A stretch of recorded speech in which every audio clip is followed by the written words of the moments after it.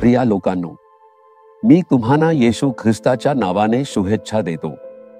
आज काहीतरी गोष्ट तुमच्या मनाला लागली आहे आणि तुम्ही दुखावलेल्या अंतःकरणाने हे शब्द ऐकता आहात।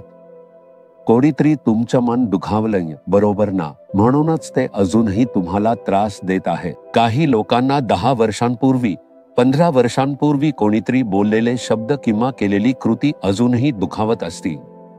ते विसरता येत नाही आणि ते आठवलं की मनात पुन्हा पुन्हा वेदना निर्माण होते।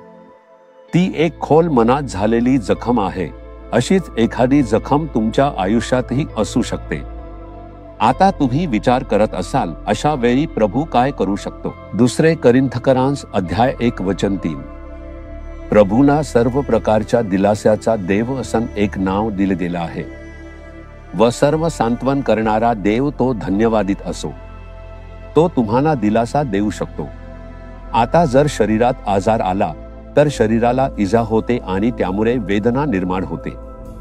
पर दिलासा हा मनातल्या आतल्या माणसाला झालेल्या जखमेवर असतो। हृदयात झालेली जखम, तुमच्या आत्म्यात झालेली जखम, एखाद्या व्यक्तीने उच्चारलेले शब्द किंवा त्यांचे वागणे तुम्हाला दुखावले असेल आणि ते आठवले की पुन्हा पुन्हा वेदना होत असेल। अशा प्रकारच्या जखमेसह तुम्ही जगता आहात का?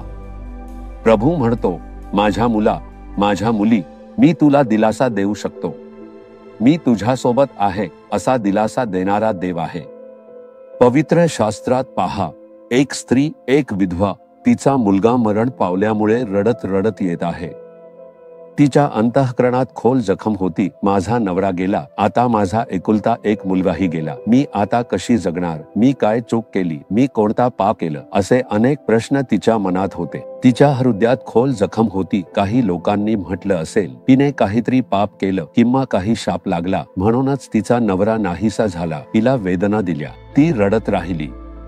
जेव्हा येशूने तिचे अश्रू पाहिले तेव्हा त्याला दया आली आणि त्याने पहिले काम म्हणजे त्या स्त्रीचे सांत्वन केले, मुली, रडू नकोस। तो दिलासा देणं हेच येशूने सर्वप्रथम केलेलं एक कार्य होतं। प्रभूला लाजर मरण पावल्याची बातमी मिळते आणि 4 दिवसांनी तो बेथनियाला येतो। मार्था आणि मरियम दोघीही रडत आहेत आणि त्यांच्या नातेवाईक सुद्धा रडत आहेत। 4 दिवस झाले, अंत्यसंस्कारही झाले, आता काय करता येईल? या येशूने कुणासाठी तरी चमत्कार केला, या कुटुंबावर प्रेम केलं, पण काहीच घडलं नाही। येशू एक चमत्कार घडवायला आला आहे। तो मरण पावलेल्या लाजरला पुन्हा जिवंत करणार आहे, पण त्या क्षणी त्यांना तात्काळ हवी होती ती एक दिलासा। तेव्हा जेव्हा ते रडत होते, वचन सांगतं, येशू अश्रू ढाळले। तीही आत्म्याने व्याकुळ होऊन दुःखाने भरून अश्रू ढाळली। येशूचे अश्रू पाहिल्यावर लगेचच आपल्यासाठी तो अश्रू ढाळतो हे जाणवणं हीच एक दिलासा आहे। त्याने अश्रू ढाळून दिलासा दिला आणि त्यानंतरच तो चमत्कार करतो। तुमच्यासाठी अश्रू ढाळणारा एक प्रभू आहे। तुम्ही रडत असताना तुमच्यासोबत रडणारा प्रभू। तो फक्त रडून थांबणार नाही, तो चमत्कार करेल। त्या जखमेचा, त्या दुःखाचा अंत करण्यासाठी एक चमत्कार करेल। पण सर्वप्रथम तुम्हाला हवी असते ती एक दिलासा। म्हणूनच प्रभू तुमच्याशी बोलत आहेत, मुली, मी तुला दिलासा देणारा देव आहे। बायबलमध्ये आपण पवित्र आत्म्याला पाहतो, म्हणजेच तो दिलासा देणारा आत्मा आहे। जेव्हा त्याची उपस्थिती खाली उतरते ती जखम दूर होते आणि अंतःकरणात एक विलक्षण दिलासा येतो। मी त्या मार्गावरून गेलो आहे। खूप लोकांनी मला दुखावलं आहे, शब्दांनी आणि कृतींनी। जेव्हा ती जखम झाली तेव्हा मीही मनापासून रडलो आहे। मग त्या प्रभूची उपस्थिती, पवित्र आत्म्याची उपस्थिती खाली उतरते आणि तो सांत्वन करणारा एक विलक्षण दिलासा घेऊन येतो।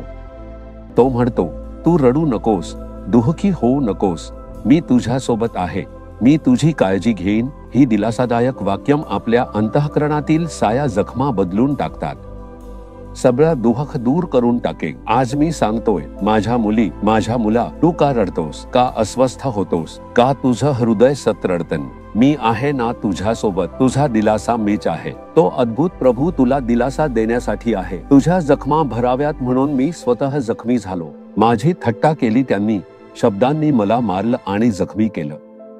खोट्या आरोपांनी मला दोषी ठरवलं, बदनामी केली, मला यातना दिल्या, हे सगळं मी सहन केलं. का माहिते? तुला दिलासा द्यावा म्हणून मी त्या मार्गावरून गेलो, असं प्रभू सांगत आहेत.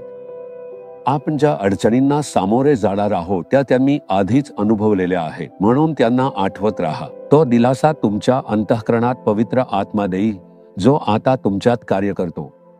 तुझे अश्रू पुसले जातील, तुझे जखम भरून येईल, हे प्रभूच म्हणतात. प्रभू, या मुलीला पहा, या मुलाला पहा, ते जखमी अंतःकरणाने उभे आहेत. त्यांचं हृदय आतून रडतन्य, ते बाहेर व्यक्त करू शकत नाही, पण आतून ते अश्रूंनी भरलेले आहेत आणि जखमी अंतःकरणाने जगत आहेत. या मुलीला, या मुलाला प्रभूच दिलासा देतील. पवित्र आत्मा जो दिलासा देणारा आहे, तो उतरून त्या जखमांवर उपचार करतो. तो दिलासाने भरून टाकतो. तो सर्व प्रकारच्या दिलासाचा देव आहे, हे या मुलीला, या मुलाला आता अनुभवायला मिळो. त्या जखमाब्या होवोत आणि त्यांच्या अंतःकरणात एक दिलासा आणि आनंद भरून जावो. येशू ख्रिस्ताच्या नावाने तो खरोखरच बदली येवो. आमेन, आमेन.